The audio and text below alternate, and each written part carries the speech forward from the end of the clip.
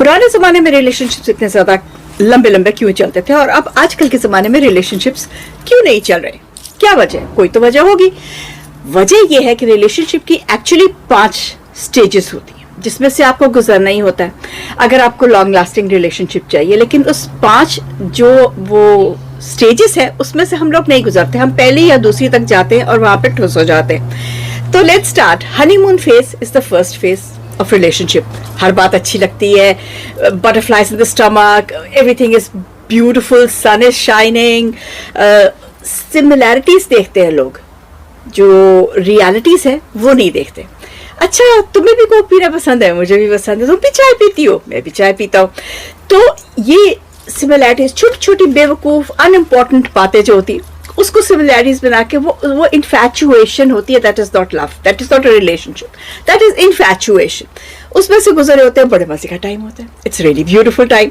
लेकिन उसके बाद आती है आहिस्ता आहिस्ता जब आप एक दूसरे को when you get to know each other, उसके बाद आता है पावर स्ट्रगल। फिर आता है रिलेशनशिप में किसका हाथ हल्का है और किसका हाथ भारी है रिलेशनशिप में, तो उसकी पावर स्ट्रगल आती है। और फिर आपको एक दूसरे की चीजें जो ना क्रिटिसाइज, तुमने ये बेड ठीक नहीं बनाया, तुमने ये कपड़े ठीक से इस्त्री नहीं किए, तुमने चाय में चाय में चीनी डाल दी ज्यादा, खाने में नमक ज्यादा हो गया, something like this, you know. Power struggle होती है कि मेरी किसी तरह से बात जो है ना वो ऊपर हो जाए। तो वो आहिस्ता आहिस्ता एक दूसरे की जो क्रिटिसाइजिंग करने की जो स्टेज होती है उसको सेकंड स्टेज कहते हैं। और अक्सर रिलेशनशिप्स जो हैं वो आजकल, क्योंकि रिलेशनशिप्स होते हैं, they are not marriages, relationships होते हैं, तो वो वहां पे टूट जाते हैं। And then you go back, what you do, you go back to the stage number 1, honeymoon period with somebody else, और फिर वो भी टूट जाते हैं। ये ऐसे लोग जो होते हैं ये इनकंसिस्टेंट होते हैं। तो इन लोगों के साथ तो वैसे ही आपको रिलेशनशिप जो है वो आगे से करना ही नहीं चाहिए।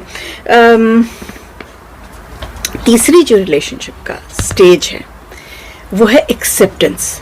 अब आप एक्सेप्ट कर रहे हैं उस इंसान को विद देयर फॉल्ट्स। आपने देखा है कि अच्छा इसकी आदत है, इसने तो ये करना ही है, ही और शी, ये इसने तो ये करना ही है, इसने तो बास तो उसने आना नहीं।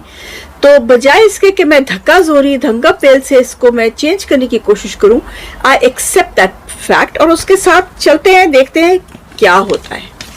तो वो honeymoon phase has ended, reality जिंदगी की आ जाती है। It is basically from step 3, it is hard work. That means कि both of you want the relationship, both of you want to live in this relationship and both of you are prepared to work for this relationship. तब ये आप third stage से आगे जाते हैं। और fourth stage ये होती है, वो होती है रियल कमिटमेंट, जो कहते हैं बिल्डिंग टू लास्ट रिलेशनशिप। अगर आपने किसी बंदे की कोई गलती है या किसी ने कोई ऐसी गलती कर दी है जो कि नॉर्मली अनफॉरगिवेबल भी है, फिर भी लेकिन आप उसको कमिटमेंट के तौर पे, आपका एक इंसान जो है बीमार हो गया है, आपका साथी जो है, आपका जो रिलेशनशिप का है, उसको कोई प्रॉब्लम आ गई है, जॉब छूट गई है, फाइनेंशियली प्रॉब्लम है, फिजिकली प्रॉब्लम है, कोई भी प्रॉब्लम आ गई है, but you stay loyal to that person, you are committed to this relationship, you are committed to this. ये जो आप दो बंदों ने मिलकर एक दुनिया बनाई है, you are committed to that. That is the fourth stage.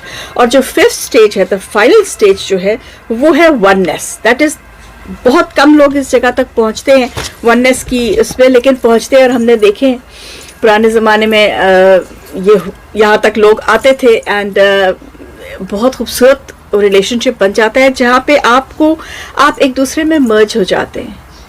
आपकी बात अच्छी बुरी दूसरे के इंसान की अच्छी बुरी बात जैसी हो जाती है।